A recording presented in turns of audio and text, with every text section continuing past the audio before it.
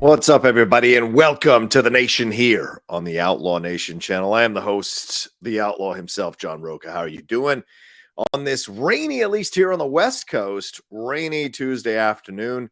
It is 4:03 p.m. PT. Adjust your watch accordingly. I know we're all still recovering and dealing with daylight savings time, but I'm here because I have a bug up my ass, and I thought I'd go live for an hour talking about a couple of things or a few things here that are going on in the world of entertainment. Last night, I was negotiating with Jeff Snyder and I to go live on the hot mic last night when his Star Wars story broke to talk about that and talk about a Victoria Alonso situation at Marvel, but we're holding off on that until Thursday for the two of us. And of course, tomorrow, the Geek Buddies, our main show, is going to be talking about those situations. So I'm not going to address those situations too much other than to say there's much more to come out on the Victoria Alonso thing, I'm sure.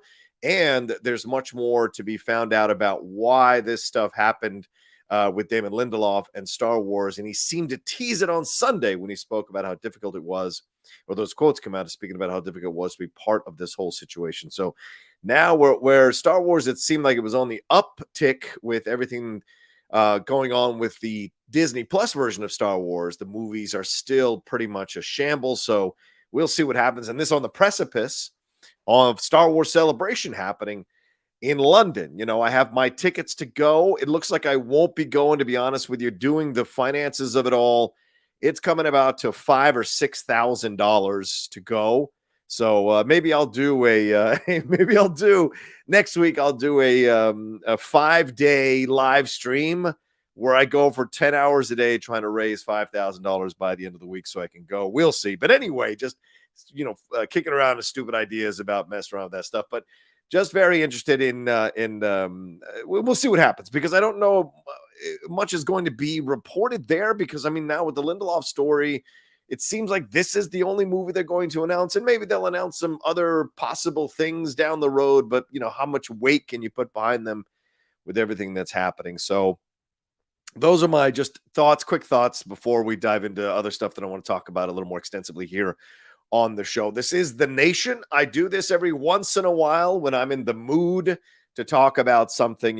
For those of you who've been followers of the channel for a long time, you know that I used to do the Outlaw Nation show almost every Tuesday night for about a year or 2 years with a different guest, or going live by myself to talk about stuff. But now The Nation allows me to kind of just jump on when I want to jump on. And I haven't done content in a day or two. So I was like, you know what? Let's have some fun talking about this. And what I'm talking about today on this show are three things. We're going to talk about these reports that came out from the Wrap, written by Humberto Gonzalez and my friend Scott Mendelson, breaking down some of the sources who are leaking details about situations concerning The Rock as a way of covering up for Shazam Fury of the Gods underperformance at the box office over the weekend, which is apparently causing so many people on Twitter to tear their clothes and grind their teeth and, lose their minds about it all. I've even seen some pundits, quote unquote pundits, tell people to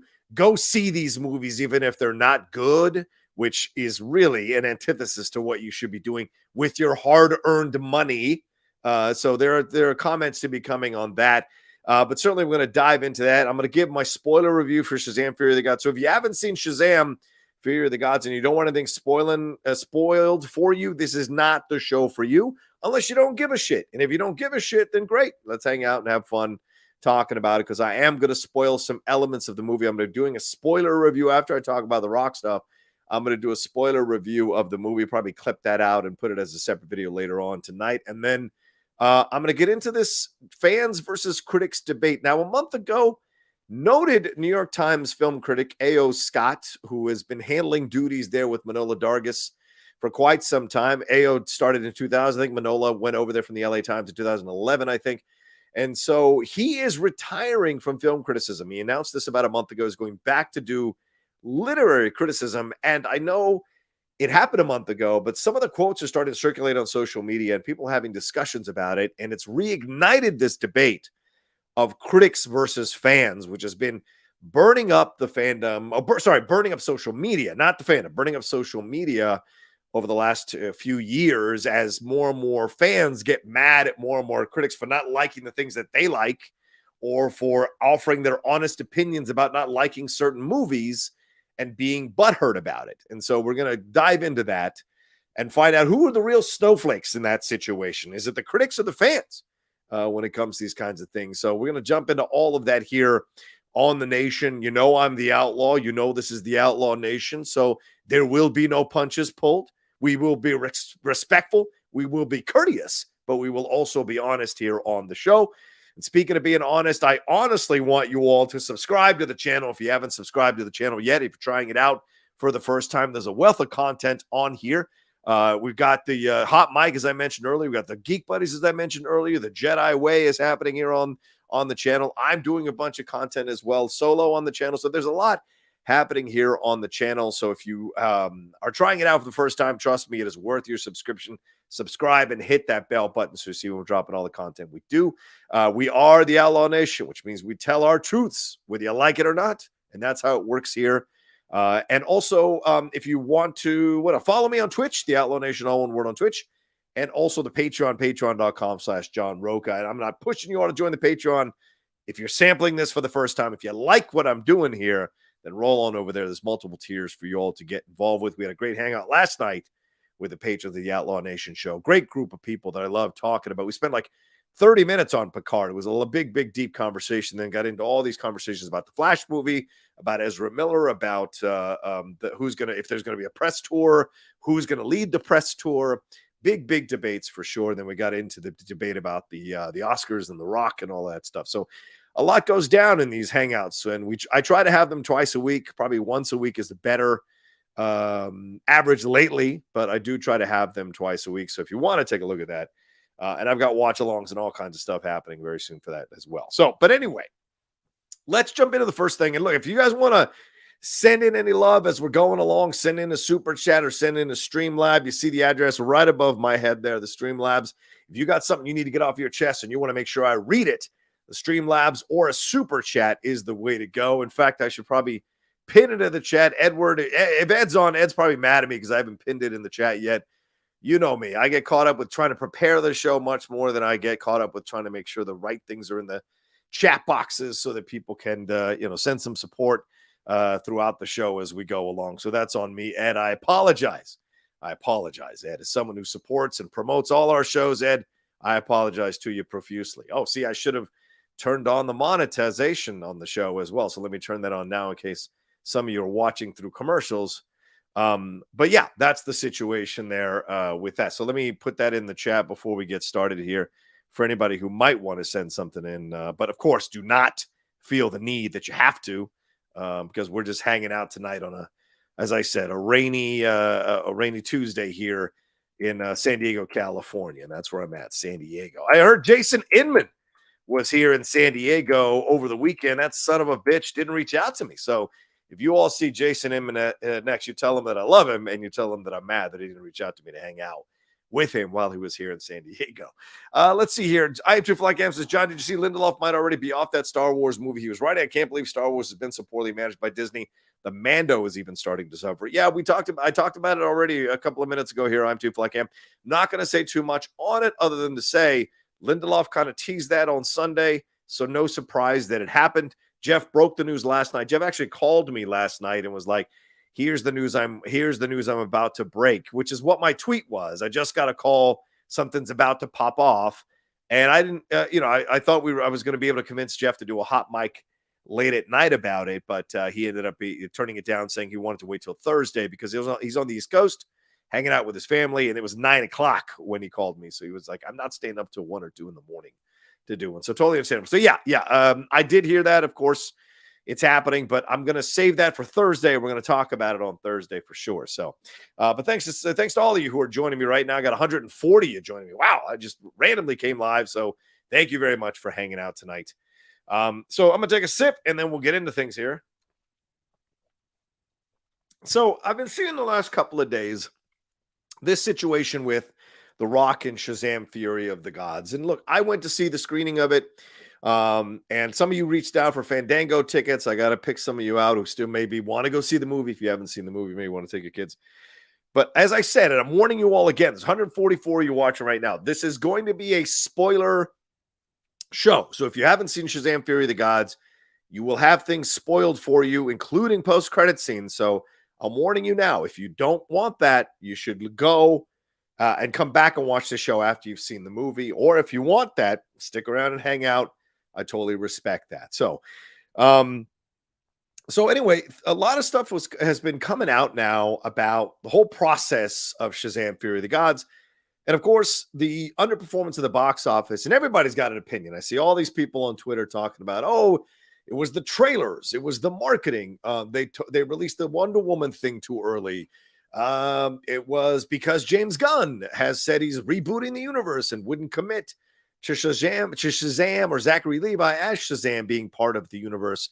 And I saw some people getting upset at people who didn't want to spend their hard-earned money to go see a movie that's not ultimately not going to fucking matter in an overall universe, which, by the way, is their fucking right not to go see a movie and spend the money if they think that it's not going to be connected to a universe and they don't want to waste the time. There's nothing wrong with that. It's called your freedom, and they have a freedom to not go see the movie. You have freedom to criticism and look like an idiot criticizing them for not wanting to spend their money on something they think is not going to, that they know is not going to tie up to an overall universe. But, you know, that's your right. And they have a right to not spend their money on something they don't want to spend their money on. So, I mean, I find this to be fascinating. You know, I've seen so many people, like I even saw one of the actresses from Shazam, the woman who plays the mom, calling people little trolls for daring to not like the movie and voicing their issues with the movie on social media. It's a little weird to me, some of the reactions. I'm just surprised at how many people are dying on the Shazam Fury of the Gods hill because of their anger about this whole thing. And some of them are wrapping themselves in the DC flag or the comic book superhero flag as if they're the martyrs fighting the war for superhero films. Get the fuck out of here. Like, it's just ridiculous. These are films. They're moving films. They're fantastic films. They're films that can change you fundamentally as a person. Absolutely. But to turn them into, like, you know, global level type situations that are real, I just find that to be a little too off the reservation, so to speak, for lack of a better term. But it's just interesting to see this. So anyway, we've been looking at this. So we've been hearing about how this film underperformed, and David F. Sandberg came out, and I'm going to bring up his tweets in just a second. He spoke about the issues that he had putting this thing together, and he spoke about the reactions to the film. And look, I like David F. Sandberg as a director. I respect him very much. Enjoyed his horror stuff. I've enjoyed some of his horror moments that he's injected into these Shazam films. And whether they're family movies or not, we'll get to in a little bit. But I've always appreciated him as a director. So walking into a studio system, and look, with all the imbalance that's been going on, who's in charge, who's not in charge, is it a Snyderverse? Is it not a Snyderverse? Can I use Henry Cavill? Oh, I can't. Okay, I got a headless torso. Can I use Wonder Woman? We don't know. Okay, finally, yes, I can use Wonder Woman.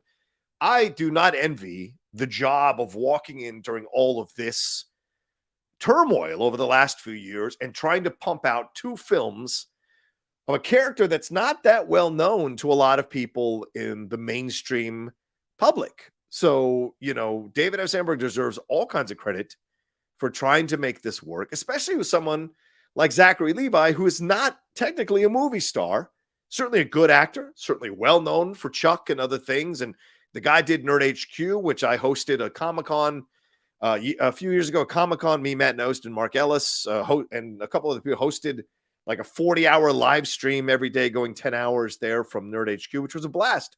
And Zachary sat down with us, you know, one of the nicest dudes you'll meet, one of the brightest lights you'll meet for sure. But some other stuff, you know, there's some other stuff that goes on when you're the main point person in a franchise like Shazam. And so there's stuff that's been coming to light about how this all came about and the turmoil surrounding it. Well, today, The Wrap released a report, or maybe it was yesterday, the Wrap released a report about The Rock, Dwayne Johnson, who you all know played Black Adam in his movie, and the movie did not do well, was not well received. And He got pummeled for his ego. And listen, I joined in on that. I'm a massive fan of The Rock, but I'm also a person who's honest about his feelings and observational analysis. And that's how I work. You know, if you're going to like me as a person, I'm going to be honest with you, friend or foe. That's kind of just how I am, because I would like someone to be honest with me, friend or foe,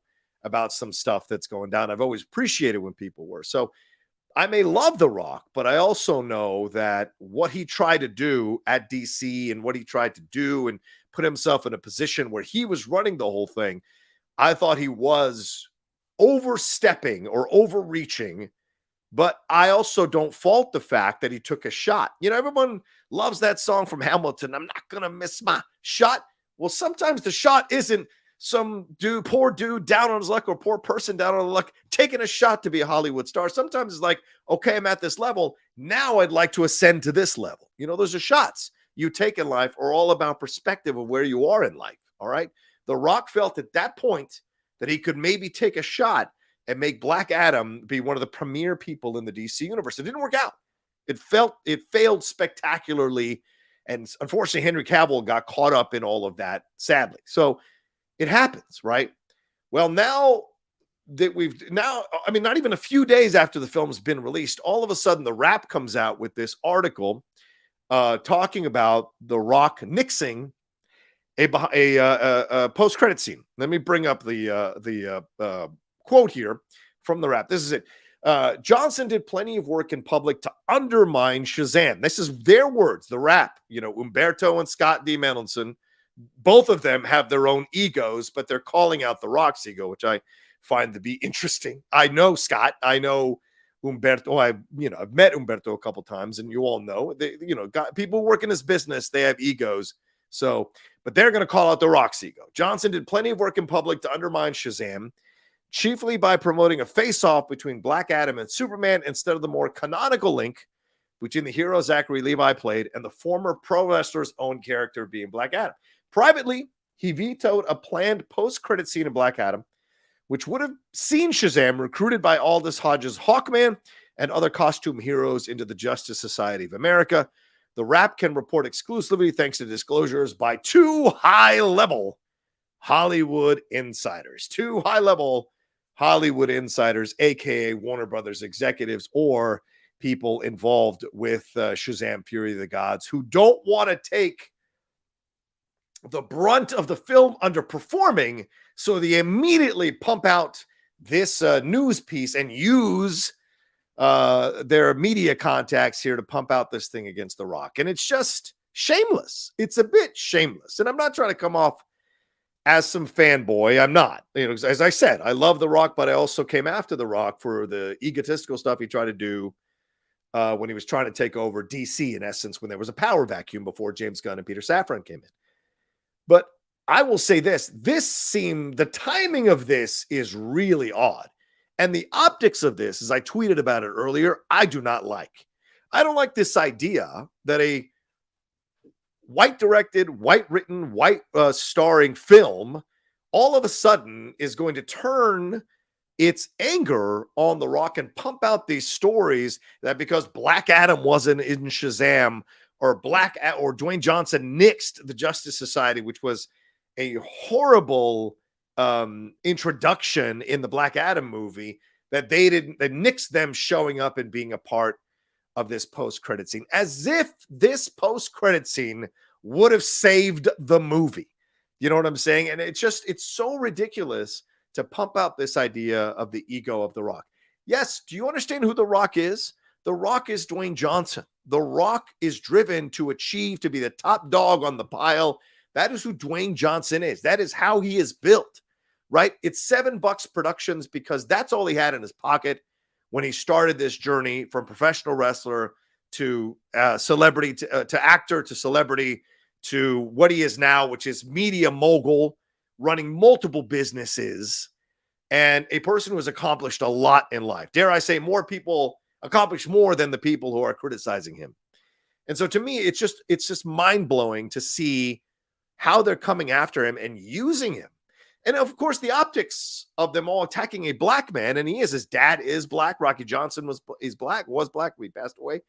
But yes, so to me, the optics of it all, hell, strip it out, go to a person of color even, to see them blaming him and talking about his ego as if Sandberg doesn't have an ego, Safran doesn't have an ego, Zachary Levi doesn't have an ego, the Warner Brothers executives don't have an ego. I just find this to be so ridiculous and unnecessary.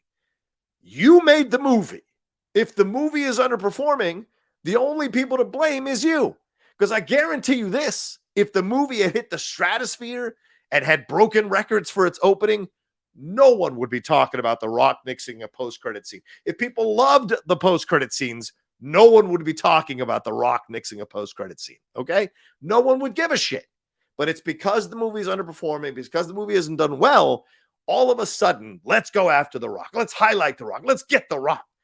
And to me, that is ugly, ugly pool. And I don't like it. And I'm not going to accuse David Sandberg of anything because it says two high-level executives. So to me, that doesn't, or Inside's high-level sources.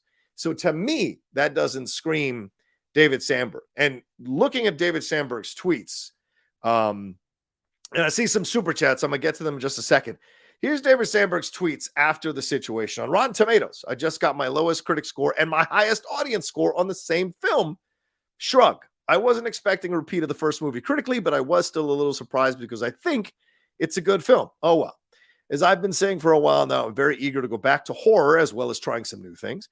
After 6 years of Shazam, I'm definitely done with superheroes for now. Just to be clear, I don't regret even for a second making the Shazam movies. I've learned so much and gotten to work with some truly amazing people. Will forever be grateful that I got to direct 2 of these.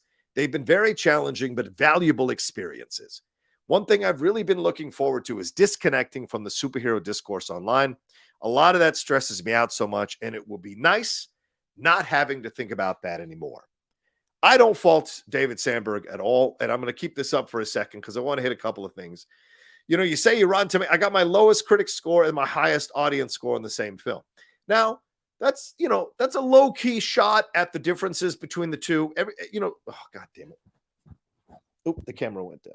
Oh, sorry, guys. The camera went down. I don't know what's going on with my camera lately, but it has been going down. So I guess I should put it back. Let me see if it's going to go back up to where it was. Sorry, gang. Yeah, here we go. And now I've got to put the thing back on. I apologize to you all. Oh, man.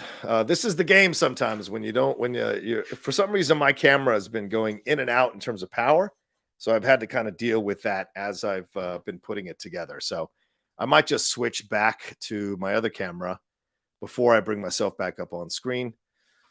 If I can get myself onto the FaceTime HD camera. So I apologize to you all. I'm not a big time director. So this is the best I can do sometimes. But yeah, let me see if I can bring up there we go. All right, let's do that. There we go. All right, so I'm going to do it that way. I think this is the best way to make it happen. So anyway, all right, let's bring myself back up here. So anyway, okay, so yeah, I'll have to adjust that. There we go. So anyway, that's the situation there. It makes little to no sense to me why they're coming after him when so many people are already talking about the issues that they've had with the movie, right? I mean, the issues that they've spoken about. And then David Sandberg says himself, like, okay, I knew it wasn't going to be as well received as the first film. That's insinuating, in essence, that I knew it wasn't as good as the first film. Okay, fine. The difference between the critic score and the audience score, this once again glows along to that idea of, is the critic score important? Is the audience score important? Which is it? Right? And so this is what we're left with now when we're doing these, when we're looking at the analysis of these movies, which is the most important. And you're seeing them default into this idea of, it should be the audience score. It's more important. Well, if the audience score is so high, why are the numbers so low of people to go see the movie? Yes, 85% like the movie, but it seems like that 85% isn't coming back to see the movie over and over and over again, which is what really elevates a film back to, gets the box office behind a film. So if that's not happening, you got to ask yourself why. Why is it not happening? And it can't just be, and I see the fans turning on the critics, which I'll get to in just a little bit. The fans turning on the critics saying it's the critics' fault because the critics didn't like it my Shazam movie that I love, or my character that I love, or Zachary Levi didn't make the money or didn't get the numbers, Sandberg won't be back now to direct the film. And I find that to be just not a very honest or healthy way to look at this stuff and react and have the appropriate reaction to it. Right. So it's a shame that Mr. Sandberg feels this way, because he is a damn good director. And maybe there are better things on the horizon. You know, he spoke about in the Hollywood. If you guys, I would encourage you all to read the Hollywood Reporter interview they did with him, where he spoke about how he's going to be working with James Wan. He wants to work again with Walter Hamada. So he's got stuff in the works. He wants to go back to being horror. And look, this is one of the things that bothered me about the movie, is the two different tones. Is it horror? Is it family, quote unquote family? There's so much happening here inside that movie that I got confused half the time of what was going on. So this is the thing that I look at with the tones of that movie and just wonder, where are we going with that? All right, I'm going to adjust myself a little bit here. So the lighting for it all. So anyway, that's the situation there. So I'm very, very confused by the reaction of blaming The Rock, because I get it. He wanted Shazam. And the thing is, I want to hit really hard here, as I was saying before the camera and everything went off. The Rock is a person who is driven to be on the top of the pile. He is an alpha dog, just like he was in WWE. We all remember, for those of us who watch the WWE, you remember The Rock as a multi-time champion. You remember the epic matches, the storylines, all this. Do you know how long he was in the WWE? 6 years. That's it. 6 years. That's it. And in 6 years, he left incredible memories, right? And we've seen him grow from Scorpion King, when he was coming out, and, he was kind of seen as this, just a big meaty guy who's going to play these cheesy roles. And then he lost weight to play the character and be cool, because he thought, well, and maybe he got the advice like from some managers, you need to lose weight so they see you as more than just a supersized beef cake or meathead. And so he did it, and he was good and be cool, but he was still learning. And then he talks about it. He had this epiphany that he had to go back to being who he was, so he started lifting, getting bigger, getting stronger, and he became this massive action star. And I don't care what anybody says, he saved the Fast and the Furious franchise. That thing was headed straight to DVD, and with installments. And he said, why do you think Vin Diesel didn't come back until, the third one? Oh, or the fourth one, rather, because he was done. They were going to put it straight to DVD.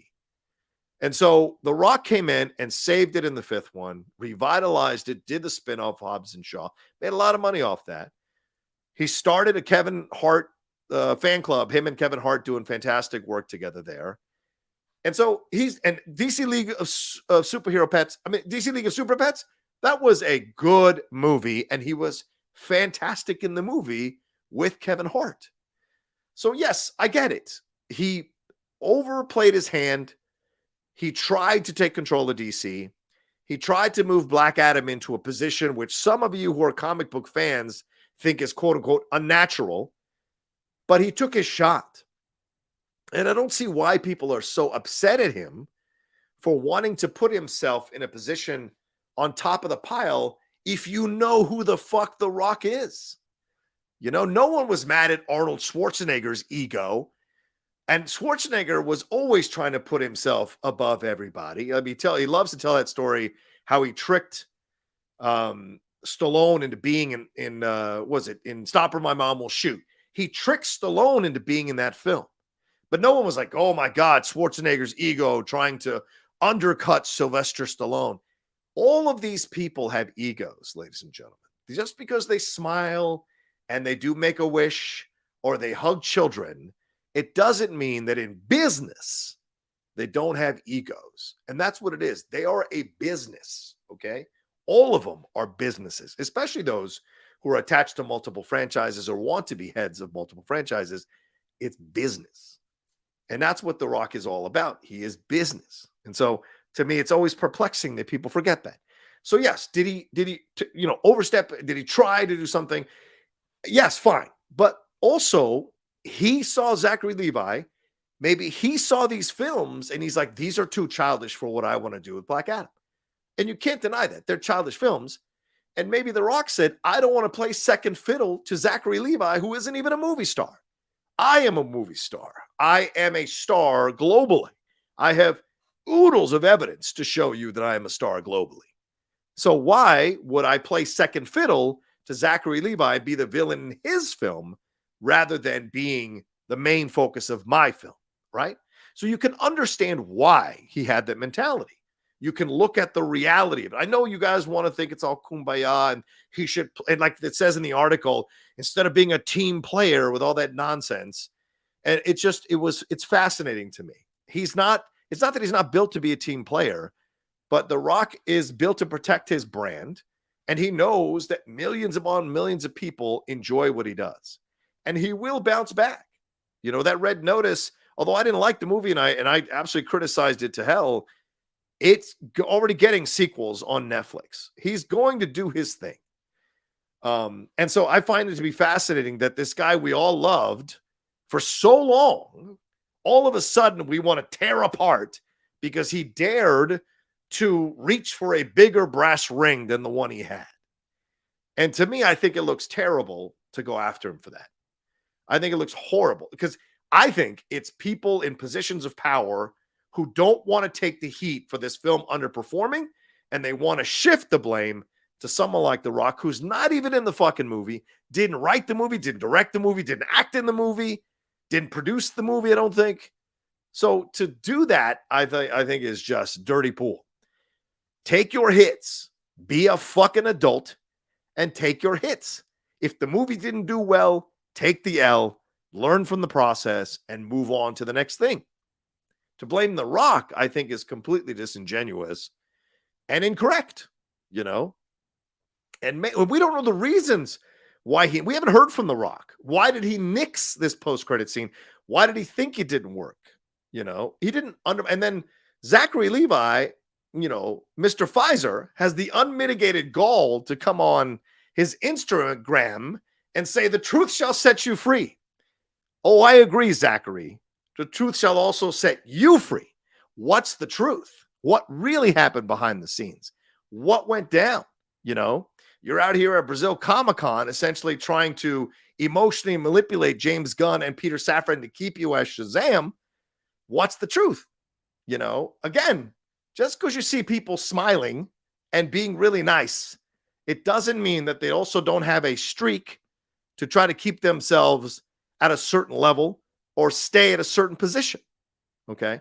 So I find that to be ironic that here's Zachary Levi saying to The Rock on his social media, the truth shall set you free. And that to me is, again, disingenuous. Again, not really reading the room. You know, again, take your L. And the other part of this is, you know, this idea that it's a family movie. Again, this is a spoiler episode. So right now, I'm telling you right now, because I'm about to spoil some things. If you haven't seen the movie, I'm going to spoil some things. So if you want to stop right now, stop right now. And I'm going to get you super chat and Streamlabs in just a second. But in the film, in this family film, we see a man commit suicide under mind control in front of a young teenager. Okay? He watches the man go under mind control, walk off a ledge, and he looks and as the man falls and dies. Just because we don't see the body hit the ground with blood coming out of the head, it doesn't mean that young kids won't get fucked up by that. Okay? Because you're watching, and the scream of Jack Dylan Grazer as this is happening in front of him is horrifying. And again, this is Sandberg's tendencies. His horror tendencies are in these movies. And I love his horror tendencies. But they slam up against these family themes or family approaches that he claims these films are. And Zachary Levi claims these films are. And everybody involved in the production claims these films are. They're not as family as you think in terms of the family movie. And in one of the scenes, one of the sisters stabs the other sister through the back, physically through the back, stabbing her own blood, her own sister, and tries to kill her for power. And we see that happen. It isn't off screen. We see it happen. So there are much, and then when we see these creatures pop out of the trees, They are killing women and men, left and right. These mythological creatures are killing them, flinging them into brick buildings, killing them, slamming them into the ground. And just because it's all CG doesn't mean it isn't still violence that children are watching. It might be affected by. So this idea that these films are these wholesome, let's hug each other, the Waltons' Little House on the Prairie type thing is ridiculous. There is much more violence and horror-filled stuff in these films than you think. Just because they slide under the PG-13 banner doesn't mean they're not still possibly terrorizing children when they watch it. And look, I'm no prude. Watch what you want to watch. Take your kids to what you want to watch, what your kids can take. My parents took me to R-rated movies when I was 9 years old. But no one was coming out saying these films were family movies when they were showing this kind of violence. You know, and maybe kids nowadays are more attuned to it and it's not a big deal. And so the idea of a family movie has shifted. But for me, when you look at a family movie, I'm looking at a G movie, a G-rated movie or a PG-rated movie. And there's a lot of violence in those movies. I mean, this is the thing, you know, so I got no problem with you taking your kids to go see these things. No problem with it. But I would not, but this idea that it's this, you know, wholesome family movie is to me an issue. So, yeah, and the first one had dark stuff in it as well. Absolutely. Absolutely. But again, what I said, if you're killing somebody, I don't think it's a family movie. If you're watching somebody commit suicide under mind control, I don't think it's a family movie necessarily in the purest sense of the term. So, all right, we got 222 of you watching me right now. I apologize for my camera issues, but I'm using the camera here on the computer. I did have the Sony ZV-1, but lately for some reason it's been kind of turning off after half an hour or 45 minutes. Never had this problem before, so I'm not sure what the issue is. All right, let's hit some of these super chats and some of these Streamlabs as we take a pause here in this live show. And thank you all for joining me. I appreciate it madly. 222 of you. So thank you very much. I just did this impromptu, so I appreciate you all hanging out with me. And if you want to send in any Streamlabs, it's right above my head right there. So let's hit the super chats here. Louise Barry says, under over 50% Levi Shazam is in Waller. Under 50%. I don't think we'll ever see Zachary Levi as Shazam again. I don't care about the Wonder Woman post-credit scene. I don't care about the Justice Society post-credit scene. I don't see Levi. I don't see him donning the Shazam stuff ever, unless it's something that's already been shot. I don't anticipate him doing it again from this point forward.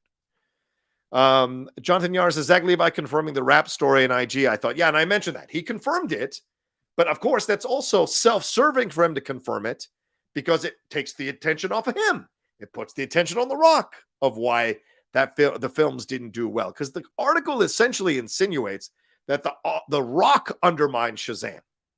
And I think that's incredibly unfair that he undermined both of those movies by not being willing to play second fiddle to a guy who got famous being a TV actor. That's the thing. And The Rock has a right to not want to do that. The Rock has a right to look at status and decide where he belongs and where he fits. And look, I could be completely wrong.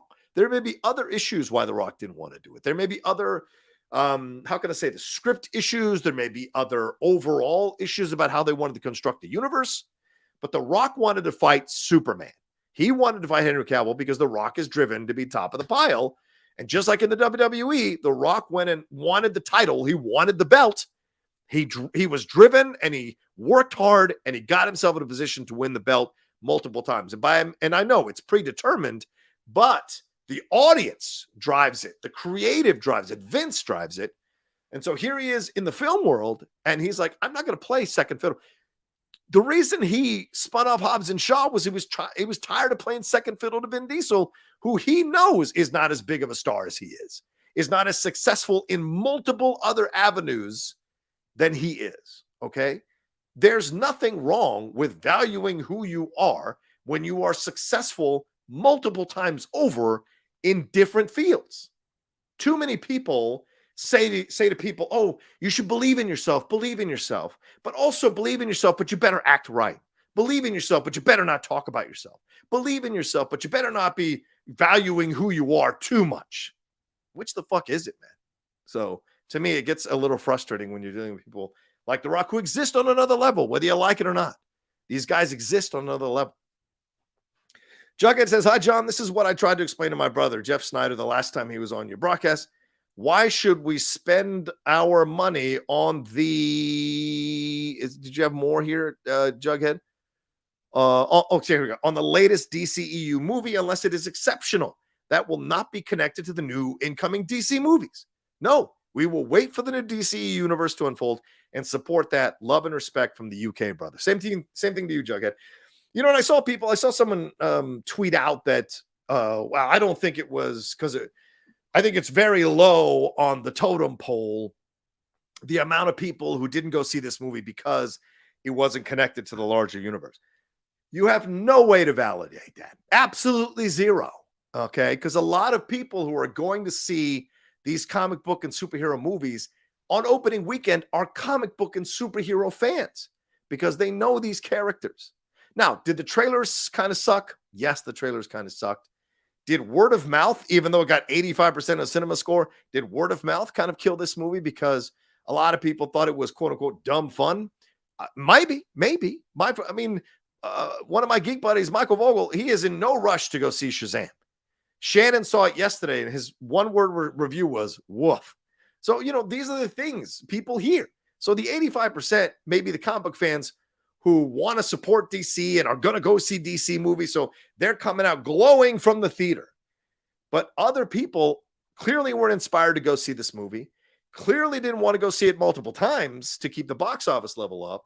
So the idea that they may not want to go see a movie that is not connected to an overall universe, that is absolutely possible and absolutely feasible. And I don't know why people think that it isn't. So I hear you, Jughead. Absolutely. Thanks for the super chat, brother, or the Streamlabs, brother. Oh, yeah, super chat. Derek Johnson says, I don't blame The Rock. This brand is weak. Yes, The Rock's movie wasn't good, but the brand, he's talking about DC, has been bad for a while. And Gunn and Snyder don't help either by talking about reboots or never letting go of the Snyderverse with Darkseid teases. Well, to be fair, I don't know if they've teased Darkseid. I don't know that. I know Snyder has with his SnyderCon coming up, but I have not seen James Gunn tease it necessarily. So, but I hear you, Derek. Absolutely. The brand is not strong. This only adds to more of the turmoil around. This is yet another, like, you know, you got those rubber band balls and they start out small, but after a while you put enough rubber bands, it just gets bigger and bigger.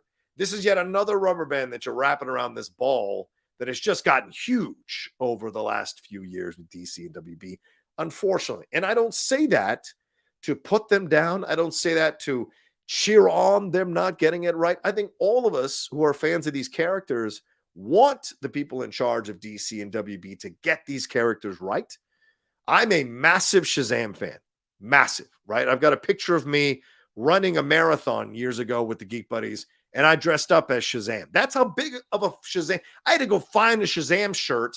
I had to drive 45 minutes to a comic book shop to get a Shazam shirt. And then I had my friend sew a Shazam lightning bolt on my headband. And I even wore an Elvis cape because I couldn't find a Shazam cape to wear. And I ran, I think it was a 5K obstacle course we did in honor of Shazam. That's how much of a Shazam fan I am. Okay. Captain Marvel fan. And so for me, these films were a letdown. Both films were a letdown because I don't like Shazam as the big red cheese. He's Earth's mightiest mortal. I like that Kingdom Come Shazam. That's the Shazam that I love. That's the Shazam that I want to see. And so we didn't get that in these movies. It doesn't mean that it can't still be good, can't still connect with children, can't still be make occasional jokes or have fun, but you've got to give him some level of seriousness. And I love Zachary Levi in Chuck, love Zachary Levi in Tangled, love Zachary Levi in some of the things that I've seen from Marvelous Mrs. Maisel when I'm walking in the room and my girlfriend is watching some of those episodes. I love the guy as an actor, but he was never Shazam to me. And so I just went in with these films going like, I just want to enjoy the film. And the first one was okay. This one really didn't do it for me. So in the end, we move on, I hope. and we'll see what happens with that situation. But I don't blame The Rock. It's the brand that was kind of weak in putting it all in together. And now we've got a new brand coming in. So we'll see. Owen Lanning says, I had such a blast with Shazam 2. Seeing the joy it brought my niece and nephew was special. Something I won't forget for a long time. They really messed up not marketing it as a family movie. That's fair. And I would love to know, Owen, what your niece and nephew thought about, what happened to the Diedrich Bader character. Because that to me shocked me, and not in a good way, just kind of shocked me that they were pitching this as a family movie and then something like that happens. So I would love to know what they thought about that. I keep looking at the other camera. I apologize, guys. But that being said, I'm glad they liked it. I said this in my long Twitter review that when I saw it, a bunch of kids that I saw it with were laughing and cheering along and clapping at moments. So, although for me, I don't think it's a family movie, it doesn't mean that these kids don't think it's a family movie. So you create the space for both things to exist. So, but I'm glad they liked it, brother. I'm glad they liked it. I would never take away someone's joy of a film. You have every right to like the film, and I've got every right not to like the film, and both of us have the right to talk about it. Michael Miles says, Kareem Daniels, Victoria Alonso, and The Rock, all three are people of color being used as scapegoats for the failures of their straight white male peers. It's true, but I'm sure Jeff would disagree with that take as well. Well, we'll find out on Thursday what Jeff's feelings are about the Victoria Alonso situation. But you make an excellent point, Michael. And listen, here's the deal. I had to clarify this with my tweet earlier today. Something can be terrible optics and can be suspicious in its approach and not necessarily be racist, right? So if I'm bringing up the fact that all these white people involved with Shazam are leaking stuff about The Rock being too egotistical so to take the attention away from the fact that Shazam, it's not bombing, but essentially not doing well at the box office, and trying to take the attention away and any of the criticism away from them for failing to deliver a movie that made money.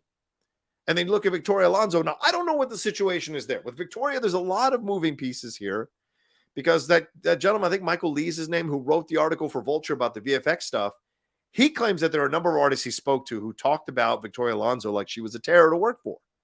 And other people came out and chimed in and said, no, I'm working on a Marvel book. And no one has said anything negative about Victoria. But then some people chimed in and said, why would they if they're still employed by Marvel and you're going to put their shit in a book? Even if they're anonymous, they're afraid it might leak out or someone might get a hold of your notes and find out who they were who said negative stuff about Victoria Alonso. You never know who's listening. So there's much more to this. Is this an Ellen situation? Someone who promoted diversity, was a, person of the LGBTQ community, promoted diversity, but was a terror to work for? Or is she a person who is being unfairly scapegoated because she led the way in pushing for more diversity in Marvel? And certainly they've accomplished that, but the results have not been as strong as people were hoping for. And so is she being used as a scapegoat? That's a fair point. I don't know too much about the Kareem Daniels situation, so I won't speak on that, Michael. Maybe you can school me on that in the chat here and let me know what that means, or I'll look it up real quick. Francisco Lopez says, when it was announced that Black Adam was its own movie and not in the first Shazam movie, I kind of had a feeling it was going to be a problem. Yeah, I don't disagree with you. I thought it was weird. I even said this, I think maybe even on Movie Talk when they first announced it. It's kind of a backdoor way to introduce a character. And how can this character be a villain if you're going to make him an anti-hero? It doesn't make sense, right? And in the end, both of those situations didn't work out. I think if The Rock had if the Black Adam had been a better movie, if Shazam 2 had been a better movie, no one would be having these conversations. Everyone would instead be looking at, oh my God, I can't wait till they meet up with each other. How are they going to make this? How are they going to start out as adversaries, and then end up friends by the end, or at least temporary friends to solve the problem? So no one's exploring that. And we'll see in the end what it all means and what will happen with that down the road, because I don't think either of them are coming back to the DC universe, either The Rock or Zachary Levi, to play either of these characters. They may come back to play something else, but not these characters. Let's see here. Yes, he's a global star. Did you just land on planet Earth? Like, who the fuck would even doubt that The Rock is a global star? Wow. Zach Woolley says, "Hey, John, I will be honest. I haven't seen the movie. I had a busy weekend, but with a hey, John, what do you think this means for what?" Maybe you were typing. What do you think this means for Wonder Woman? Is she out of the universe? Yeah, that's a very good question. Very good question, man. I don't know. I loved seeing her in the post-credits scene. Look, Gal Gadot is a damn good Wonder Woman. Is she good in other movies? Is she a good actress in other movies? But as Wonder Woman, she really nails it. And I loved her in the post-credit scene. She was great. Effortless, smooth. And David F. Sandberg in that interview with the Hollywood Reporter even said, like, I had to direct her through Zoom and we had to do these things with people on set. So it wasn't the easiest thing to direct her, but she was a joy to work with.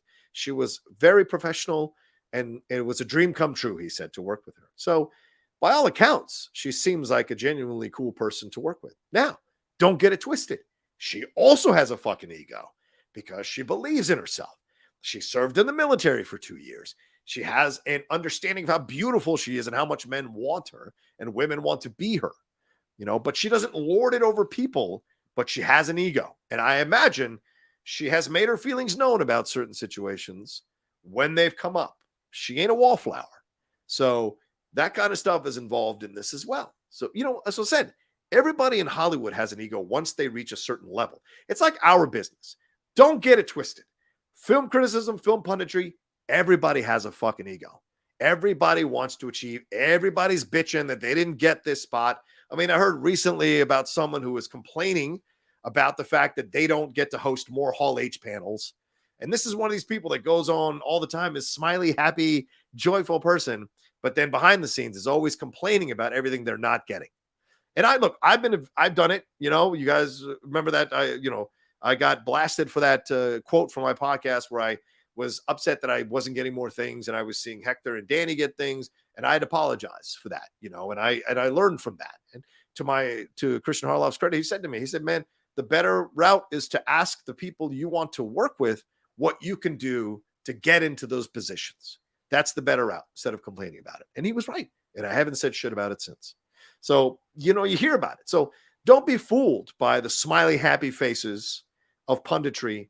Some of them have an ego bigger than some of the Hollywood stars they're covering themselves because they want to get to certain levels. And it comes through. And if you follow enough people in the critic and pundit sphere, you'll see some people comment about them in kind of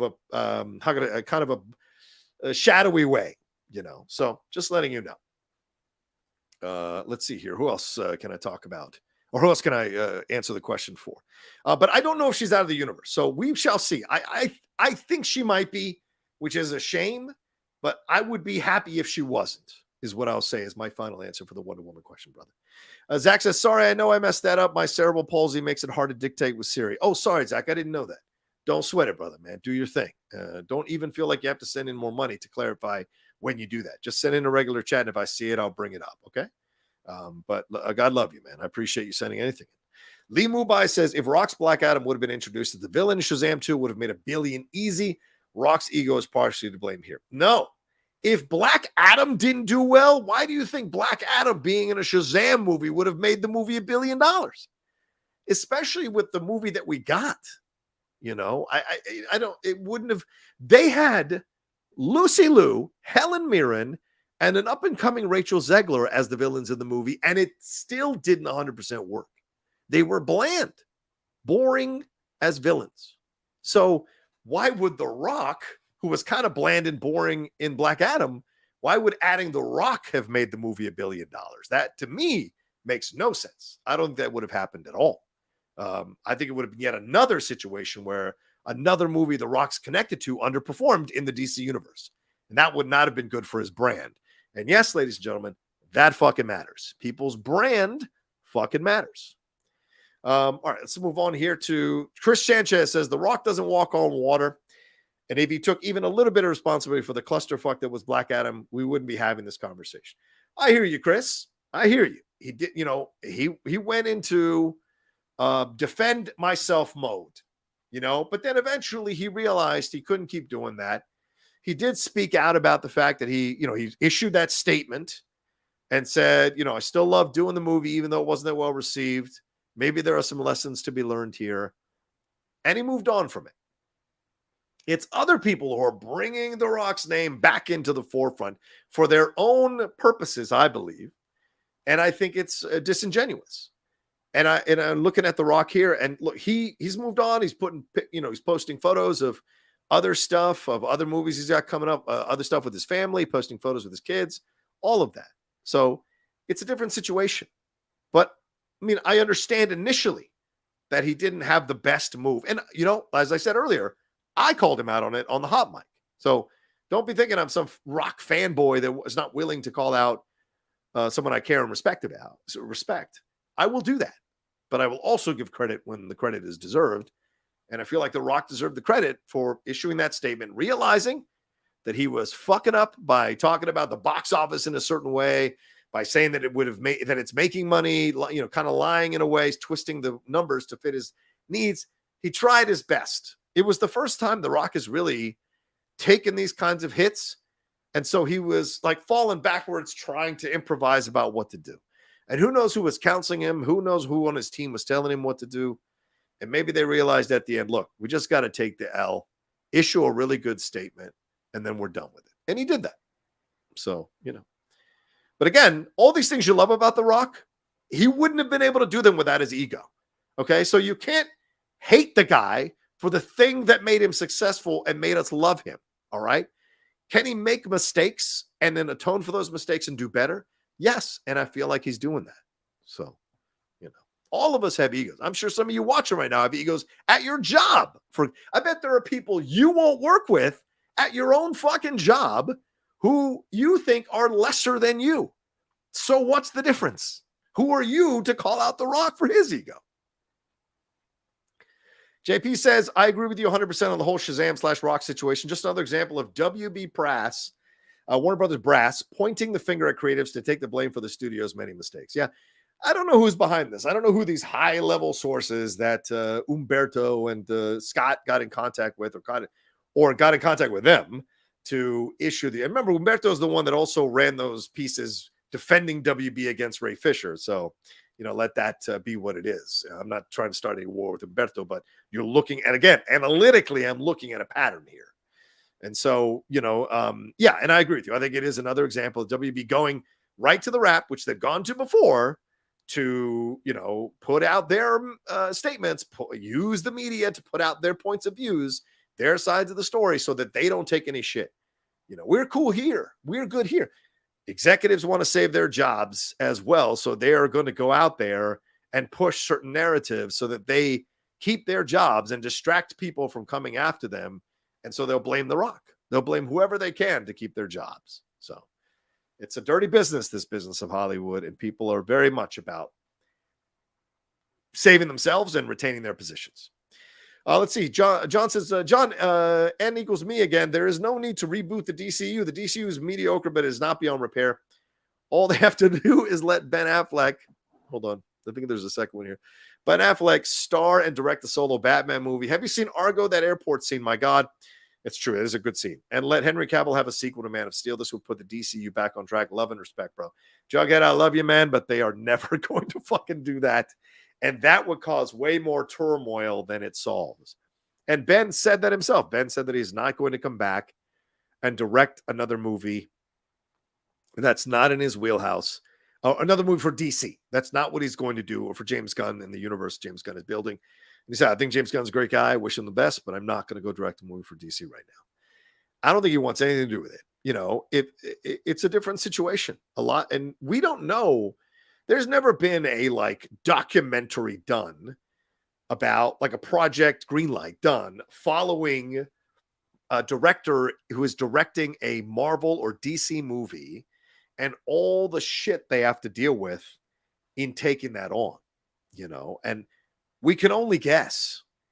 There are board members to worry about, higher ups to worry about, executives to worry about, audiences to please, fans to please, who can be toxic. There are critics to please who can be waiting for your superhero film with a napkin tied around their necks, and a sharp knife and sharp fork ready to carve it up to pieces. You just never know.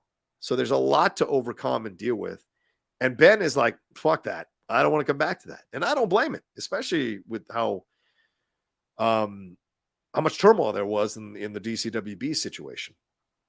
And I hear you about the airport scene. That's an awesome scene in Argo. It's all bullshit, but it's an awesome scene for sure, because that is not how it happened in real life.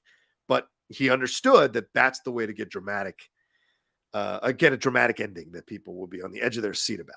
It was very well done. And Henry Cavill's not coming back either, and bringing him back now after they let him go again. There's no fucking way that's a smart move, Jughead. But in a perfect world, a utopian world, maybe that would work, but not here.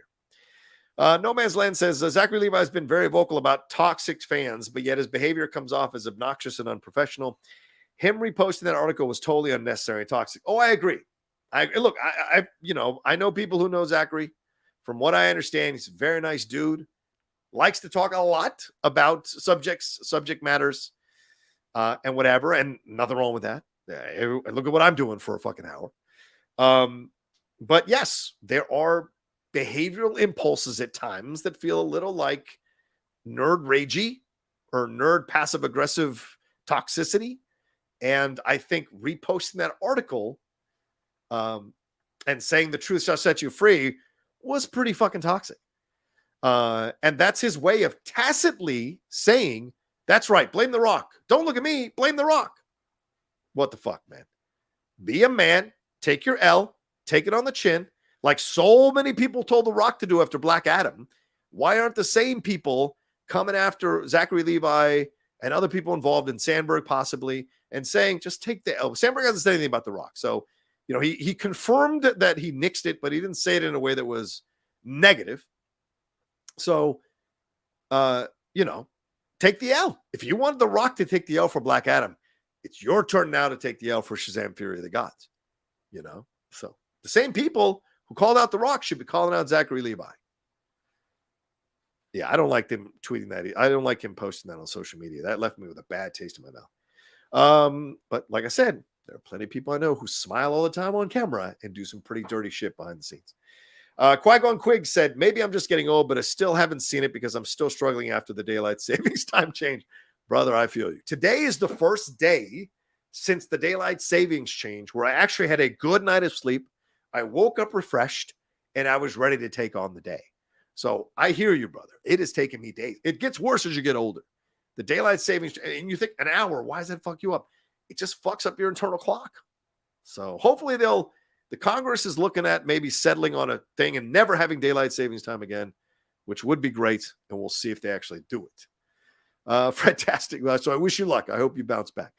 Fredtastic says, spoiler alert. I enjoyed Shazam! Fury of the Gods, but I really love the idea of the kids worrying about the foster parents because they're going to age out of the foster system. Yeah, that was a nice element, Fred. I don't disagree with you. There were certainly some emotional beats in the film that worked. And certainly that feeling of, Billy worrying about whether he's aged out, because Mary aged out, but they kept her. Will he age out and they won't keep him? But that's also one of the flaws in the movie, is not enough attention is paid to that. We don't spend enough time with his foster mom and with Billy as Billy, not Shazam, not Zachary Levi, as Billy, having these conversations, having these concerns, and to have it be something that is talked about amongst his people, his family members, but not with his mom. And then when it happens at the end, they have that hug. You're just like, wait, this seems really shoehorned in. It is not built too gradually and built too naturally. And that's one of the biggest complaints I have about the film, is it's overstuffed with characters that don't get the proper amount of time for us to connect to their situations. I mean, one of the most obvious is, hey guys, Mary Marvel's really smart. She just reads chemistry books for fun. Like, it was so pedantic in approach. And you're doing that because I don't have enough time in the script to show you how smart Mary was. Also, the recasting. There was no reason to recast her. Like, literally zero reason to recast her. If you were going to make her play both versions, the actress you recast from the first one is old enough to have played both versions. So I would love to know what actually went on behind the scenes for the recasting, because it really didn't make any sense. If you see pictures of them, they literally look like they're the same age. There's no difference. So to me, it was weird. You know, the young girl likes the Skittles, and so she's a childish person. And, you know, there was just a lot of surface level approach to these characters. There's even an LGBTQ character, as a gay character, and I was so happy to see that. I was like, yes. And it's, you know, his coming out is dealt with so warmly and lovingly in the movie. And then we don't play, then we just kind of let it go. It's like, it's a total of a minute, maybe 60 seconds to 90 seconds of time that is spent on it, and then we move on. And so I'm saying there's not enough built into these situations and these interactions with the family that make it make sense. So it's just odd, really odd. And I wish I would have liked more time with them. All right, Jay West says, I really feel like The Rock should have embraced being the villain, which I thought he would do before Black Adam came out.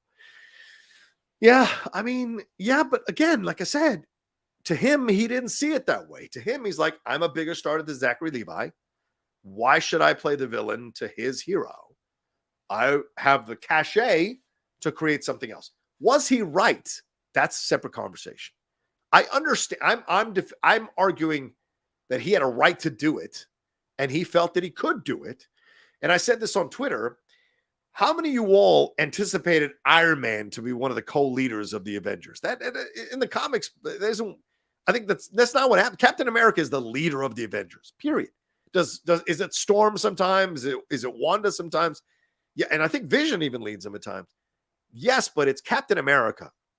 So they took a character like Iron Man, and because they cast Robert Downey Jr., they changed the interpretation of the status of Iron Man to be at the level of Captain America. In the comics, he is not at the level of Captain America.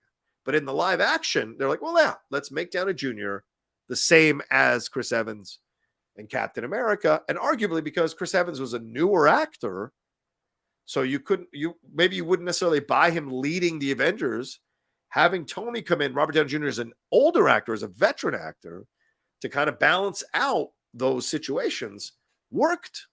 So the idea that The Rock wanted to change the status of Black Adam as he transferred him from comics into live action is not unheard of. It's not like it doesn't have a history of it being done in the comics or in the live action superhero films.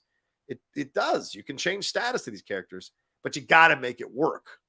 And they didn't make it work in Black Adam. And I don't think they would have made it work in Shazam! Fury of the Gods either. You know, and even if they had that post-credit scene where it's Hawkman and whoever else was going to show up there from the Justice Society to recruit Shazam into the Justice Society, do you think that really would have saved the fucking movie? Do you really think that's the thing that people would have been like, oh my God, I've got to see this? They dropped the Wonder Woman cameo and it didn't make the movie money. They dropped the Superman cameo with Henry Cavill coming. That's an even bigger cameo because Henry Cavill was cut out of the first movie of Shazam, and they put him into Black Adam, and it still didn't make the money that it should have made. So this idea that Black Adam ruined is ridiculous. The Rock being in it would not have fucking saved Black Adam. I just will never believe that. Lewis Barry says, if not Levi, I want Dwayne Johnson as adult Billy. Yeah, sure. That'd be very funny to see.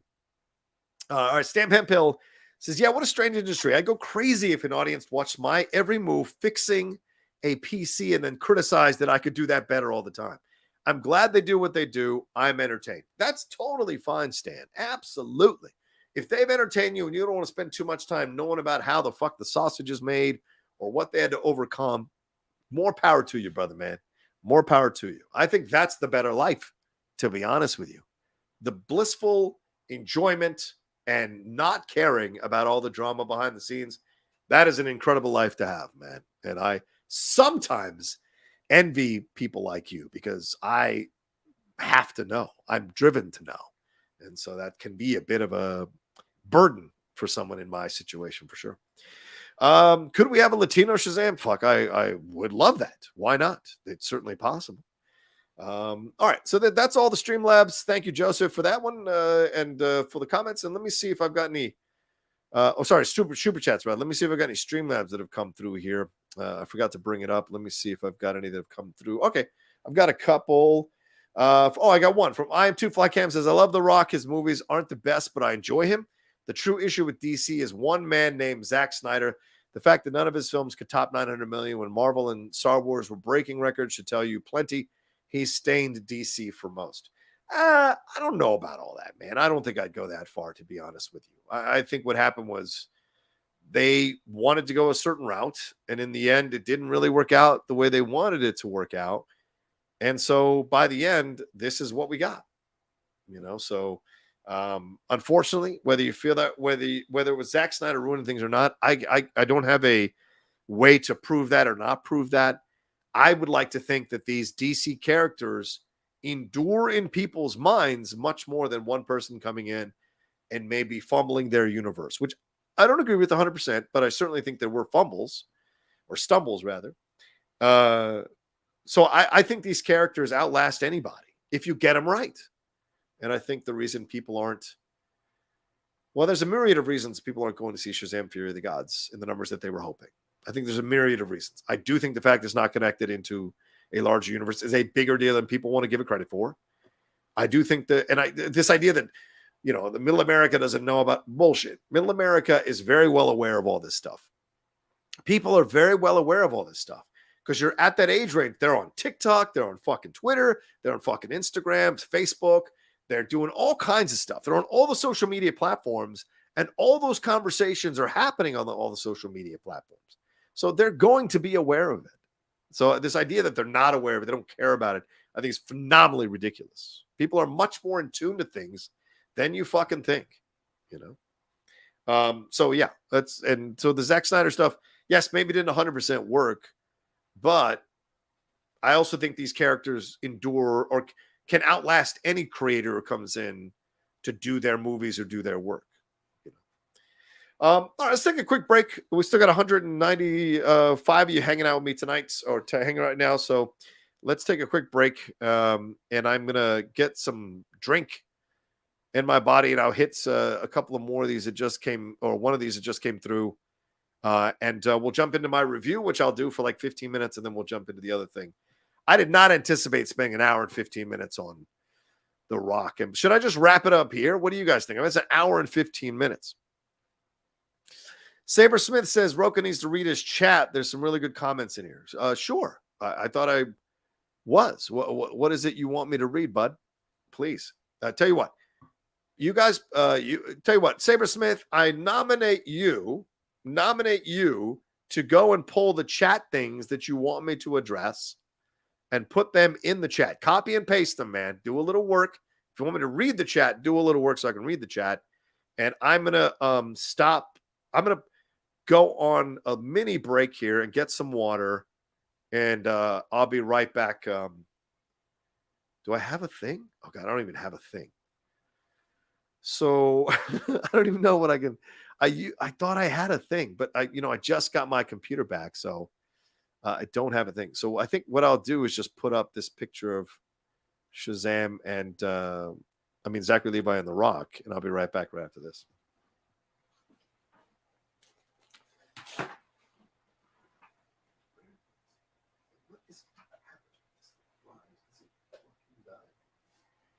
Is the cord done? Is this plug done? Maybe it's the plug.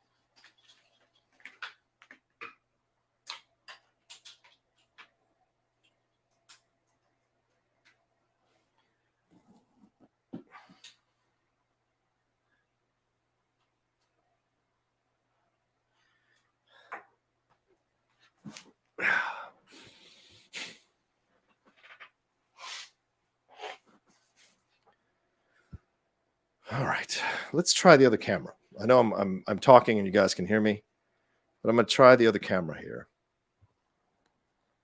I'll switch the plug.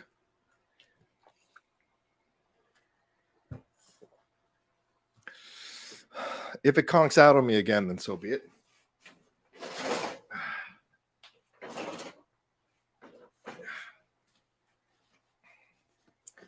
But I'm hoping that it doesn't. So, all right, let's bring me back into the mix here. Boom. All right, there we go. Now, let's see, that's a better camera, right? It's a better look. If it conks out again, then I know something is wrong and maybe time to buy a new camera. So I maybe have to do the next week live stream to buy a new camera as well and try to raise money for a new camera as well. Lewis Barry says, hope to get Moff next to Mando episode and Christopher Lloyd as Hondo. Oh my God, Christopher Lloyd as Hondo? He's a bit old to play Hondo. Did they say he's playing Hondo? I didn't see that. So that would be news to me if he is playing Hondo. All right, what did Lewis, Saber, did you find something? Joseph, I'm sure she's a nice lady. I have to go through. I have to go back through the chat. Saber, yeah, let me know. I'll keep checking periodically. Okay, we got 184 of you. So some of you left. So I respect that. I understand. I'm going on for a while. So let's see if I can cut this so I can do that. Maybe cut this out of video. So I'm going to do this right now. And I'm going to I got to bring up the people involved here. So I'm going to try to do like a 15-minute review of the movie and put it together here. All right, here we go. Hey, everyone, it's the Outlaw John Rocha here with my spoiler review for Shazam! Fury of the Gods. I didn't do a non-spoiler review because I did a trailer I did a out-of-theater reaction, so I thought that was good enough to kind of cover that and give you a good enough idea. I wanted to wait till I saw it a second time, and I did go a second time to see it in the local theater here. There was barely anybody in the theater. It was nice to relax and kind of make some notes as I was watching the movie. So, right off the bat, I'd like to tell you what I think overall and then get into the specificities of these things. Before I do, remind you all to please subscribe to the channel down below. Hit that subscribe button, hit that bell button so you can see when we're dropping all the content we do here on the Outlaw Nation channel. Just did a live stream that talked about The Rock and some of the comments people made about The Rock dealing with concerning Shazam! Fury of the Gods and whether he was to blame for the underperformance of the box office there. You can go watch that if you'd like to go watch that as well. It was a fun time, and you'll see this review in that video as well. So just letting you know right off the bat. So this one comes to us from director David F. Sandberg, of course, who did the first movie, brings us back to the world of Shazam, and we find a Shazam who is dealing with whether he wants to be a superhero or not, whether he deserves to be a superhero or not. Not groundbreaking stuff. We've seen that from Spider-Man and other heroes before. The idea of whether I should be a superhero, but he's also dealing with the fact that he's aging out of this foster system, and he's afraid, Billy Batson he's afraid of losing his family. So he's holding on a lot tighter to everybody involved in his family because he doesn't want to lose them. He has been abandoned by his father, by his mother, by other foster parents, by friends in the past. And so for him, it's really important to keep the team of the Marvel family together while also dealing with being Shazam and whether he wants to even be Shazam and whether he's worthy, rather, to even be Shazam. So a lot of the movie is him kind of negotiating these two things throughout. But to add even more stress to the situation that he's in, these three daughters of Zeus show up, played by Lucy Liu, Helen Mirren, and Rachel Zegler. Two of the daughters, that's Lucy Liu and Helen Mirren, they're the ones who that's Calypso and Hespera. They're the ones who want to reunite this staff that Dr. Savannah, or that Shazam broke when he defeated Dr. Savannah in the first movie. They want to reunite this staff so that they can take the powers back from Shazam that they claim that Jamin Hansu's wizard took and gave to Shazam without their permission. So they want to kind of set everything right. And then in essence, this may sound familiar to you all, terraform the earth to replace what they had lost in their kingdom. Now, Rachel Zegler is one of the sisters here, but she's not 100% on board with this. She plays Anthea, and she's not 100% on board with this. She plays or masquerades as a high school student and gets close to Jack Dylan Grazer's Freddie Freeman at the school. They develop a relationship, a friendship, and possible romantic relationship, which does become romantic as the film goes along. but initially just a friendship here.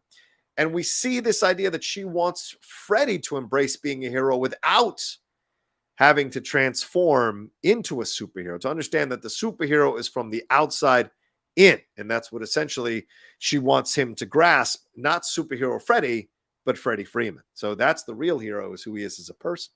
But this becomes more and more of a danger for Shazam and the Marvel family as they grow in power, the daughters of Zeus. And eventually Anthea is on the side with Helen Mirren and Lucy Liu with Hespera there and Calypso. And in the end, what we get is the Marvel family coming together after they've been fractured to fight off these sisters. And Shazam supposedly sacrifices himself to save the world, although we see that he does come back in a post-credit scene because of Wonder Woman, and that's her role in all of this. And then we see another post-credit scene where they ask, where Steve Agee and Jennifer Holland come in as their characters from the Suicide Squad to ask Shazam to be a part of the Justice Society of America. So my overall thoughts, that's essentially what happens in the movie. My overall thoughts on the movie are that I think there are some good moments in here to enjoy. I think kids are going to like the movie because, as I've seen from other people say this, it is dumb fun. It's a dumb fun movie. There are some really interesting ideas that are not brought to fruition. The idea of this, of all of them, all the family members wanting to kind of do their own thing. That's where we find them at the beginning of the movie. All of them want to go on their own path. Superhero Eugene, Pedro, Darla, and Mary. They all want to go their own path as superheroes and do their own thing. They've got their own interests. But there's not enough of a family foundation between them established first before they're branching off. So we feel like we're starting the movie in the middle of the movie. It feels a little weird to have that. And then we don't and by the time everything is resolved, it's resolved when they take away their powers, because that's what that staff does. So we see them as children doing the things that they're doing, or as kids rather, not children, kids doing the things that they're doing, or teenagers doing the things that they're doing. So it's in essence trying to teach you, like, the hero part of you is inside of you, like with Freddy, is inside of you and it comes out. And this is the thing that Shazam has to understand, Billy Batson has to understand, is that he has to embrace that he's already a hero. So the Shazam persona is just an extension of who he is. It's not something he needs to be worthy to do, right? So I like that those elements are in the movie. Djimon Hounsou steals the movie. He is hilarious throughout the whole film.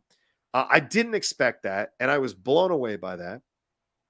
The set design works well. The creation of the different rooms, even though they're all like connected to the mythology of Shazam, which is really cool. But, for modern audiences, I think, who don't know the Shazam story, they're going to see like shades of Harry Potter, shades of Game of Thrones, especially when the dragon comes into all of this, and shades of other franchises that they've seen before. And I think that's going to affect how they view the film. Certainly the opening of the doors thing is really interesting. The library is really interesting. Those are interesting parts of the movie for sure. Right. So, but now, I appreciate the creature designs as well. The mythological creatures that come out of that tree of life that is planted there in the middle of the city is incredible. The Minotaur design is fantastic. The Centaur design is really great. The Cyclops design is fantastic. And then when the unicorns show up, sweet Mary, Mother of God, those designs of the unicorn are fantastic. And I saw someone compare the sounds that come out of the unicorn to the sounds that come out of the goats in Love and Thunder, Thor Love and Thunder. And they're absolutely right. Both are unsettling in completely different ways, but unsettling nonetheless. But for me, the story doesn't work because, as I said, we're coming in halfway through. We haven't established them as separate entities strongly enough for us to be connected to why they'd want to branch out. And so when he's trying to keep them together, it seems clumsy and awkward, and it isn't as moving as I was hoping it to be. And they don't get enough time. And look, I love the fact you've got a diverse group of people in the Marvel family. That is 100% a fantastic decision. But you've got to earn that decision by not just being like, oh, well, we put people of color and people in the LGBT community in the Marvel family. We're good.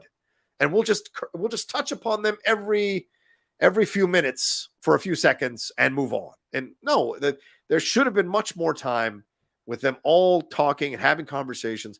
I mean, Darla barely gets any kind of screen time. We don't have enough time with Pedro for sure. That really kind of bothered me. I wanted some more time with him. Eugene is presented as young Eugene and then superhero Eugene, and it's just, occasional interactions, and then that's it. There should have been much more with establishing this family so that when that final battle happens, you see a united family versus a fractured family, and the differences between the two in a much more powerful and poignant ways. And that doesn't happen, unfortunately. It's the intention, but to me, it doesn't really hit it. And mostly because you separate Shazam from his family so that Shazam is making the ultimate sacrifice, when in fact, he's much more powerful working with his family, not teaching the lesson to his family of his value because he's sacrificing himself. Like the scene between him and Freddy when they're through the dome and stuff, it's a sweet scene, but it's also a scene of like, well, Freddie, you didn't care about me, or you didn't spend enough time, or our friendship and all that kind of stuff. You didn't spend enough time, but sadly we won't get to spend. I'm gonna go die now. And so, to me, it's not quite as powerful because he separates himself from the family, and he does sacrificing for the family. I get it, trying to save the earth, all of that, but in the end, it doesn't quite 100% work for me. So I think that's an issue in the film. I also think I also think that the way that the parents are involved in this is a big fumble. They do a wonderful job as the parents of these kids, but I think it's a bit of a fumble that we don't get more time with them. We don't get to see them established a bit more. Victor and Rosa, Marta Milans, who does a nice job, Cooper Andrews, who's fantastic whenever I see him in anything. I wanted more time with them, more solo time with them. Let's establish them and the concerns they're going through, right? Mary hints at the fact that they can barely pay rent. And then we find out that they have money, that they bought the house. That's just kind of thrown in there. And it's like, what? Why is that thrown in there? That's really important. Let's spend more time. So I think the film would have benefited for spending much more time with establishing that. And then we're having these two competing storylines, what the sisters are doing, what the Marvel family is doing, and then boom, they cross paths. And there isn't enough time here that works. And then when you look at the sisters, Lucy Liu, Helen Mirren, Rachel Zegler, three dynamic actresses, they're kind of bland. They're kind of fumbling around for who's in charge, what's the real purpose of what they're doing, why do they need to do the things that they're doing. Then they're questioning, so that Lucy Liu becomes the person who is driving this. Calypso becomes the person who's driving this car, because Hespera, who initially comes off as really powerful, starts to wonder what the point of all this is. And they're battling over the staff, who's in control, who's not in control. And Thea is like, well, should I care about this guy? And it's really weird because the guy is a teenager and you find out she's 6,000 years old. And they kind of just throw that off. Like his mom goes, wow, that's weird. They're into older women. It's like, what? So just some of these things are played for throw-offs and it didn't really 100% work. But with the sisters, I wanted much more dread, much more fear, much more power. But Shazam is always like one step ahead or unwitting them. Even when they attack him initially, he finds a way to be one step ahead. And they come off as kind of easily duped. And these are people who are supposedly incredibly powerful, have been around for thousands of years. And the thing they stress is that Shazam does not have the wisdom of Solomon, yet somehow he's able to get the best of these sisters consistently throughout the movie. This is where I start to have trouble with it, with the story overall. So, and I just think it's such a waste of three fantastic actresses that doesn't 100% work. Now, by the end, do you have the hero moments and the sacrifice and the family coming together? A lot of kids are going to love that. And maybe some of you all will love that. But I didn't. It didn't ring powerfully enough. And I also felt it was a bit of a drop ball to not have more of Asher Angel in the movie. I really thought that was a big mistake. And, we're having these conversations about ego and The Rock's ego. And I wonder how much more there was in the script with Asher Angel. And maybe it was Zachary Levi or the studio wanting Zachary Levi to be more of a presence in the film. And so we only get a limited amount of time with Asher Angel, and I wanted more time with Asher Angel. I think he's a good actor. I wanted to see more with him, more time with him and Freddie, with Jack Dylan Grazer, having their back and forth. I just wanted a bit more time. There was stuff hinted at that Anthea might be bad for Freddie. Let's explore that. That seems topical or universal rather, for any generation where you have two kids in high school and one of them finally gets a girlfriend and the other one is jealous of that. What's behind that? So I just think there wasn't enough time. And also the idea that Billy Batson is a completely different person than Shazam. Shazam is supposed to be the older version of Billy Batson, but Billy Batson, when we see Asher Angel in the movie, he's much more mature, much more kind of centered. But Shazam is like all over the place. So does he become an 11-year-old? I thought they become the older version of the person they already are at the time. I don't think they stay perpetually 11 years old. So that just seemed like an odd thing to me in terms of character differences that I think they could have worked out. So at the end of the day, I give the film, for me, 2.5 cowboy hats out of 5. It certainly isn't an unwatchable film. It's just that it wasn't as fun and cool and enjoyable and kick-ass as I was hoping it to be.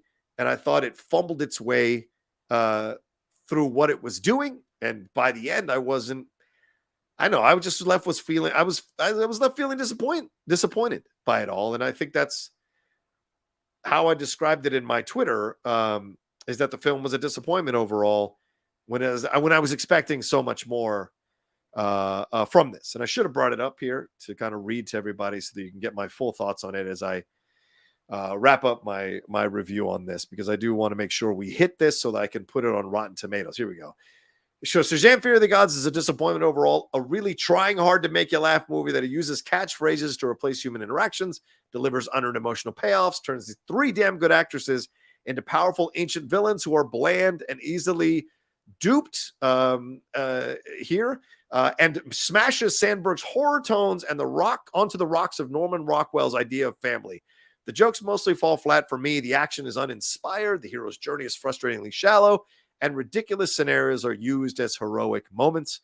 But the kids and the teens I saw it with were laughing throughout the movie and cheered in a couple of spots. I did like the production design, the callbacks to the mythology of the world of Shazam. The burning violin was awesome, and the Marvel family. And Zachary Levi can still land the occasional punchline. For sure, I was laughing at a couple of spots from Zachary's deliveries.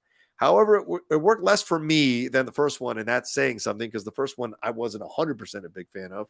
It's strange trying to satisfy all the characters' needs that it ends up under-delivering. I'm not the audience for this approach to one of my favorite DC characters. Even the cameo and the 2 post-credit scenes were just a bit meh.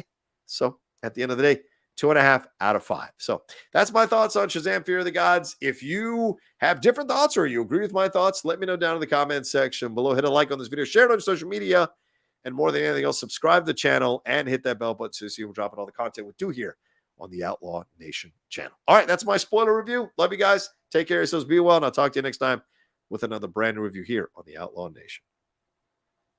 All right, there you go. I had to do that just to kind of give you my review on the spot there. So there you go. All right, let's take another quick break, and then we'll jump into the critics versus fan situation that's been going on. All right, and we'll do that here right after this.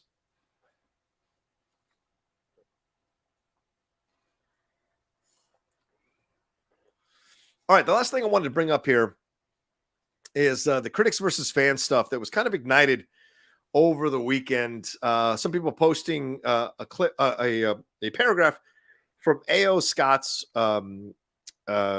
retirement as a film critic. I thought this was really important on the heels of what happened with Shazam! Fury of the Gods. And A.O. Scott has been a film critic at the New York Times since 2000. And he was a literary critic before that. And I think My Dog Skip was the first film he reviewed. And he has watched about 300 to 400 films a year. And him and Manola Dargis over the last 12 to 13 years have been sharing the balancing out who reviews what. And they've also got freelance reviewers as well who work for the New York Times. But he came into the position in 2000 and was a critic that I read and enjoyed reading, because I didn't always agree with A.O. Scott. And in fact, recently he wasn't the biggest fan of Top Gun Maverick, and I had issues with that. Certainly he called out the Avengers, not a big fan of it, but he's also defended Freddy Got Fingered, and he defended the Jackass movies when a lot of self-respecting critics didn't want to defend those movies. So he's been in support of superhero movies, not in support of some superhero movies.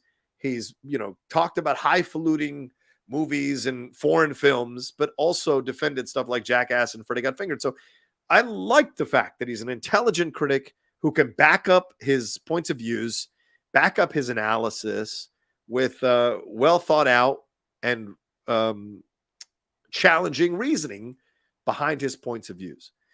So when I heard he was retiring from doing film criticism to move into literary criticism, I had a sneaking feeling why it was happening. And it brought back up to me this idea of critics versus fans. There have been some fandoms that have grown so toxic that they have started to come after critics for not liking the things that they like. I get there are some critics who seem to have a joy at bashing superhero films or fantasy films or franchise films, tentpole films, Marvel, what have you, DC, what have you. I'm not talking about those critics. Those critics can go take a flying leap. I don't support or defend toxic film critics who are doing it gleefully, right? Going after these films. But I think there are a majority of critics who don't. And a majority of critics who I have seen who have been scared to tell their points of views for fear of the reactions. I think of our Aquaman review of Collider, and Perry got death threats in her DMs. Death threats. No one threatened me, because we had the same feeling about the movie. If you ever watch our Aquaman review, nobody threatened my life. Nobody sent me DMs saying they wanted to kill me or anything like that. But they sent death threats. And there have been numerous female critics who have received death threats, numerous critics who received death threats over them not liking certain films. So you take a look at this situation. Here's A.O. Scott. Here's his comment. Similarly, I was pleased with the first couple of Spider-Man pictures, impressed by Batman Begins and The Dark Knight, which my brilliant colleague and fellow chief critic Manola Dargis reviewed, and admiring of the way George Lucas connected the mythic dots in Revenge of the Sith. But I am not a fan of modern fandom. Not modern films, modern fandom. This isn't only because I've been swarmed on Twitter by angry devotees of Marvel and DC, and more recently Top Gun Maverick and Everything Everywhere All at Once. It's more that the behavior of these social media hordes represent an anti-democratic, anti-intellectual mindset that is harmful to the cause of art and antithetical to the spirit of movies. Fan culture is rooted in conformity, obedience, group identity, and mob behavior, and its rise mirrors and models the spread of intolerant, authoritarian, aggressive tendencies in our politics and our communal life. And I think this is really, really important to look at. And I think he's 100% right. And I look at my tweets here about this earlier a few days ago, where I said I'd have more to say about this. And I was talking about that situation. And I had just a real quick thought about it. Where did I put this thing? God, you're seeing all my tweets now. Hold on. I know I have one here where I'm talking about it.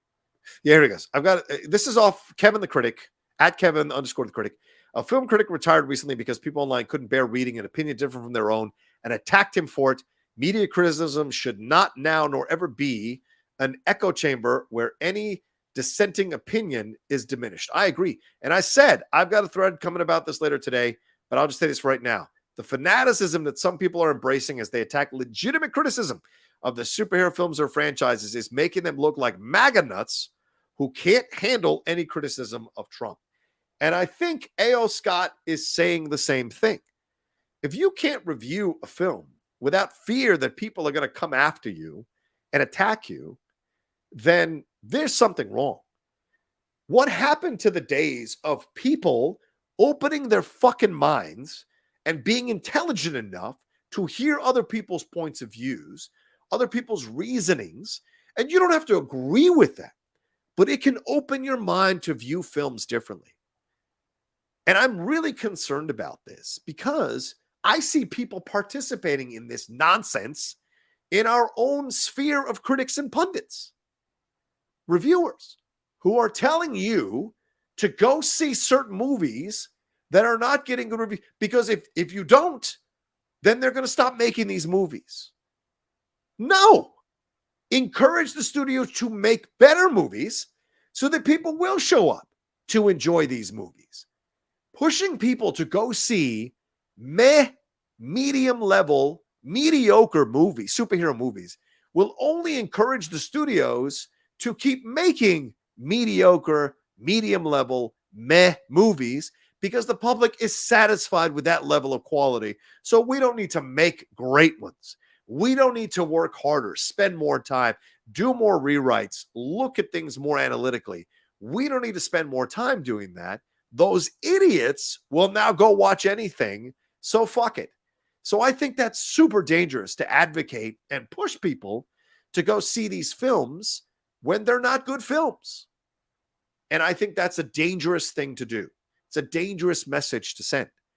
And I can't help but think that some of these people who want to push these people to go see these movies are people who depend on their jobs existing so that these movies can keep being created. If there's no superhero movies review, what the fuck are they going to do for a YouTube channel or a TikTok or an Instagram? How are they going to review things? You think they're going to run out and watch the latest French film or watch the latest avant-garde film or, whatever kind of niche film you could think of? No. They have built their career and their living off talking about superhero movies. So if they stop getting made, or franchise movies or tentpole movies like Lord of the Rings, so if they stop getting made, these people might be fearing that they're out of a job, out of money, and out of a career. And a lot of these people are driven to stay where they're at, to be higher up, to host all the panels at Hall H for status. Don't get it full. It's not about fandom. It's about status for them. It's their ego wanting to do that kind of shit. And so to me, I think it's dangerous when you have reviewers and critics and pundits telling you to go see all the superhero films or they're not going to make them anymore. Or go see all the DC films or go see all the Marvel films. They'll stop making them. That's ruling by fear.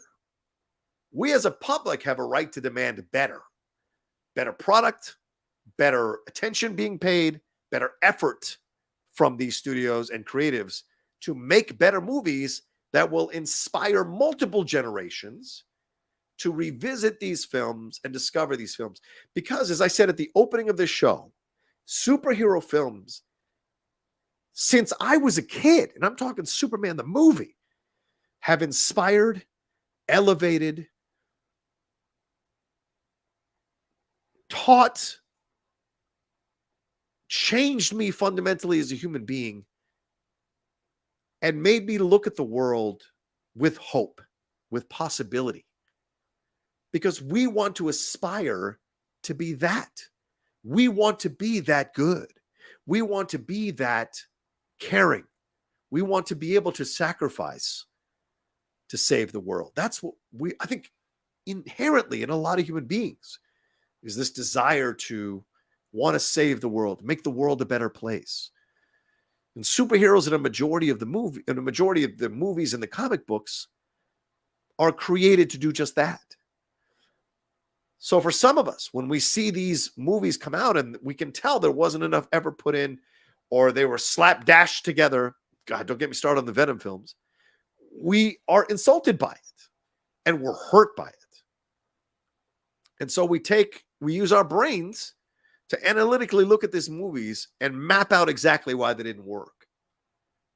And to have a fandom that is saying to people, to have people who represent the critics, pundits, reviewer sphere say to people, you better go see these movies no matter what quality they are, or they're going to stop making them.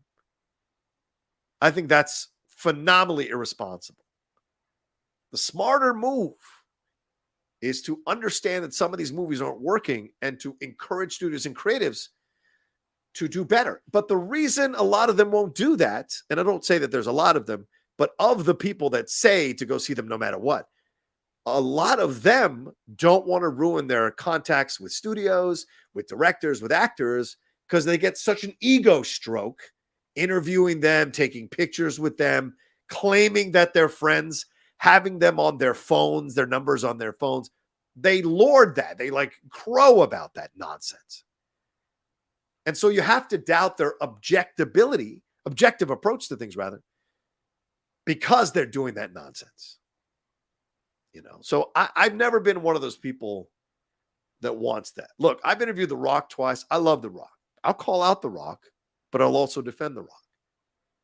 Tom Cruise. Love Tom Cruise. Do I think he was an idiot for jumping on that couch with Oprah? Fuck yeah.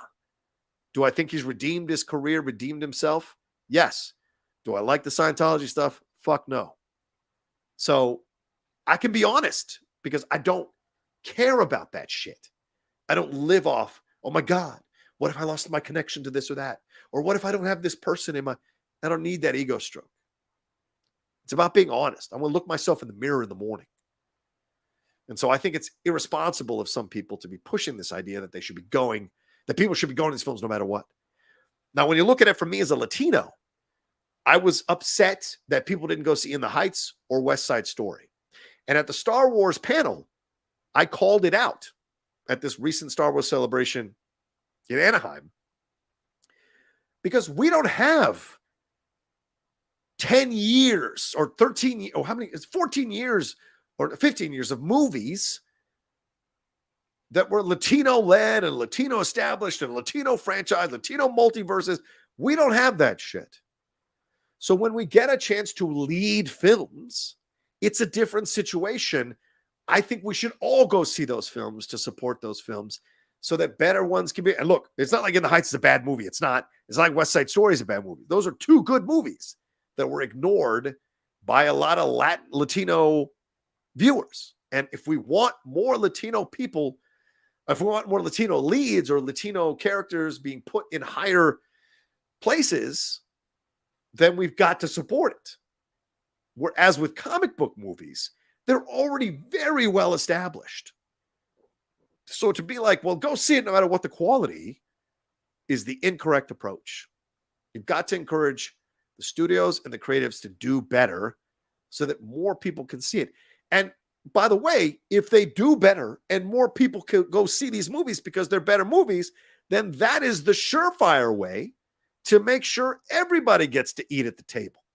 Critics, pundits, YouTube owners, operators, actors, directors, producers, executives, higher-ups, studio owners. Everybody gets to eat if these movies are consistently good and the effort is made to make them consistently good. Short-term thinking is just go see everything. Long-term thinking is ask for better, demand better, so that it can exist for generations to come and still affect people for generations to come. That's the different approach, in my opinion. And I think it's important. What's going on here in the chat? We have Pedro Pascal.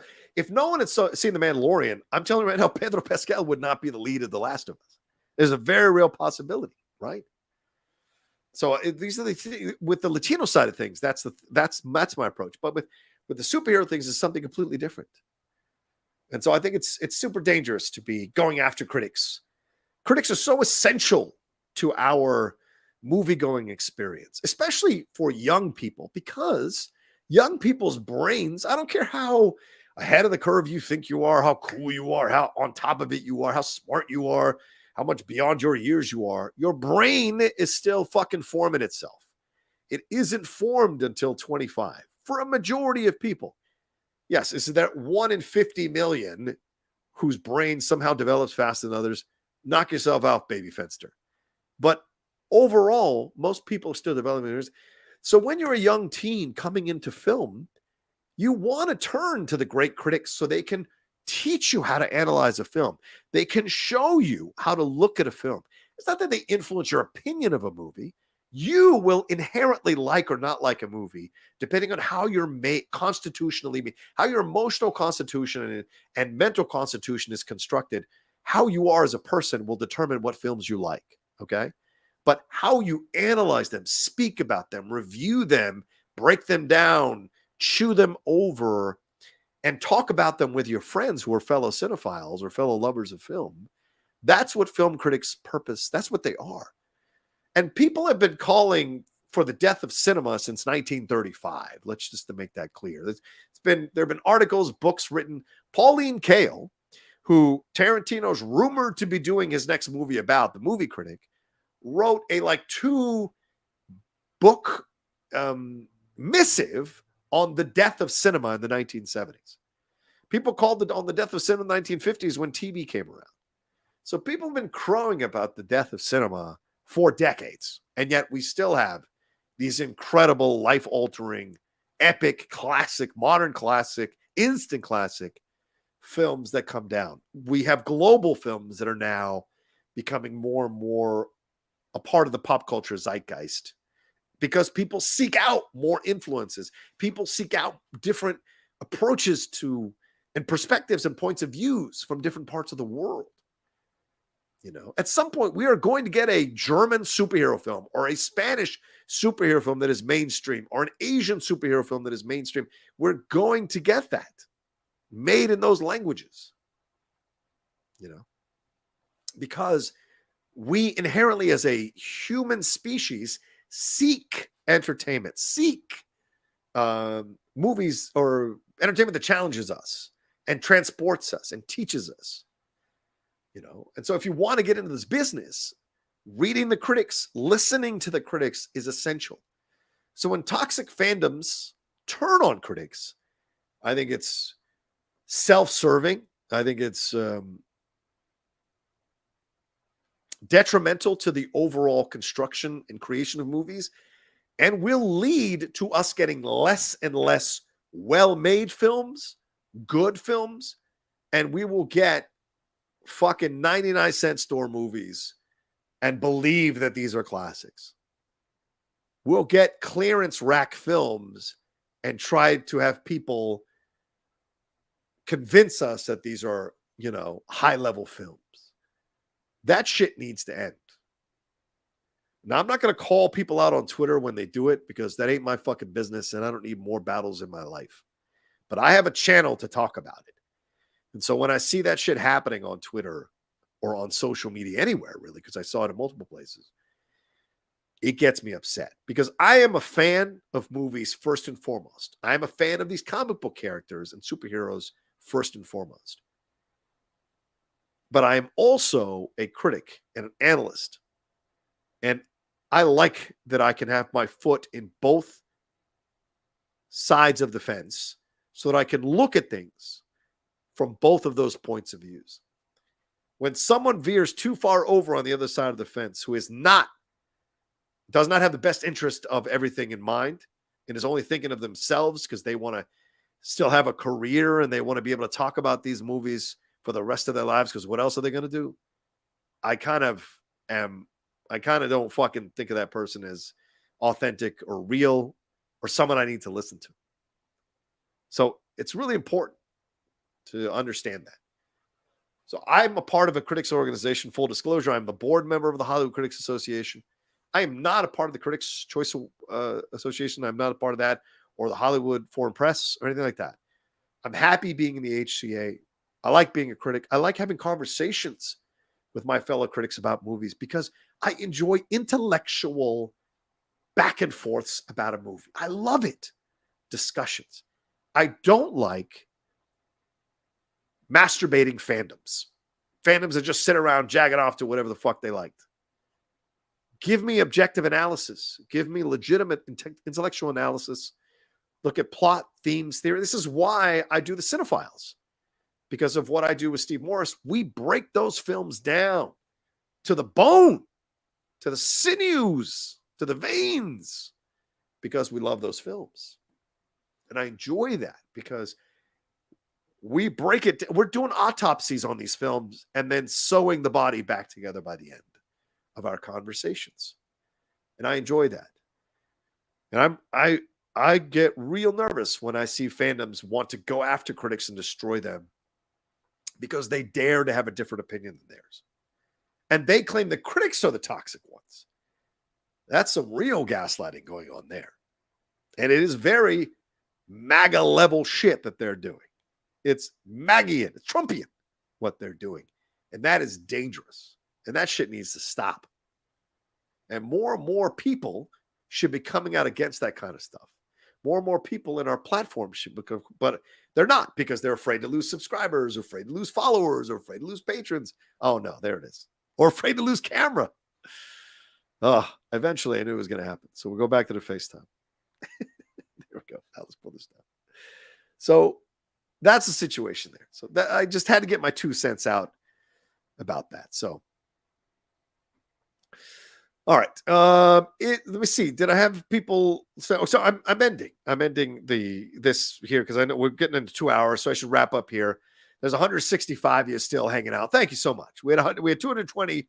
We were talking about the rock stuff, and then I did my review, and some of you dropped off, but some people joined up. So thank you very much for hanging out with me. Let me hit these last Streamlabs and Super Chats.